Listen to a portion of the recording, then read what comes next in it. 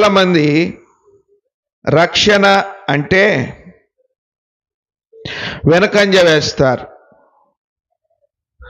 మరి కొంతమంది ఈ రక్షణను వారు నీతి క్రియల్లో ఎతుక్కుంటారు.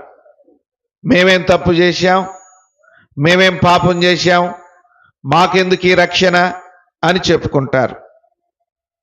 ప్రియులారా, ఇది దేవుని రక్షణ గనుక ఈ రక్షణ మనము చేసే నీతి క్రియల్లో లేదు. ఇది దేవుని రక్షణ గనుక ఈ రక్షణ మనము కలిగి ఉండే భక్తి జీవితంలో కూడా లేదు. ఇది ఖచ్చితంగా ప్రతి మానవుడు పొందుకోవలసిన రక్షణ, స్వీకరించవలసిన రక్షణ, అనుభవించవలసిన రక్షణ. గుర్తుపెట్టుకోండి. దేవుని యొక్క వాక్యములో ఒక వ్యక్తి ఉన్నాడు, ఎంతో భయభక్తులు కలిగినటువంటి వాడు. ఇక నేను కలిగి ఉన్న భయభక్తులు నాకు చాలు అనుకున్నాడు.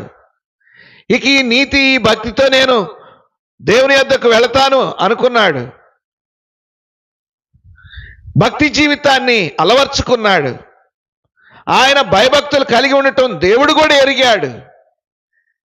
అయితే ఈ భయభక్తులు నిత్యత్వానికి సరిపోయినవి